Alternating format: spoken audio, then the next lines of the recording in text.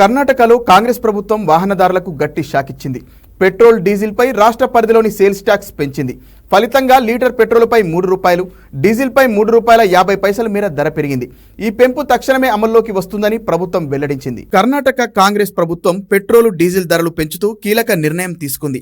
దీంతో వాహనదారులు ప్రభుత్వం పెంచుతున్న ధరలపై అయోమయానికి గురవుతున్నారు. పెట్రోల్పై కర్ణాటక సేల్స్ ట్యాక్స్ ను 25.92% నుంచి 29.84% పెంచారు. డీజిల్పై అమ్మకం పన్నును 14.34% నుంచి 18.44% పెంచుతూ నిర్ణయం తీసుకున్నట్టు కర్ణాటక ప్రభుత్వం ఆ నోటిఫికేషన్లో పేర్కొంది. తాజా పెంపుతో కర్ణాటకలో లీటర్ పెట్రోల్ ధర ₹3, డీజిల్ ధర ₹3.50 మేర పెరిగింది. బెంగళూరులో లీటర్ పెట్రోల్ ధర ₹102.86, డీజిల్ ధర ₹88.94కు చేరింది. ఈ పెంపుతో కర్ణాటక ఖజానాకు ఏటా 2,500 కోట్ల నుంచి 2,800 కోట్ల మేర ఆదాయం సమకూరనున్నట్లు కర్ణాటక ఆర్థిక శాఖ వర్గాలు చెబుతున్నాయి.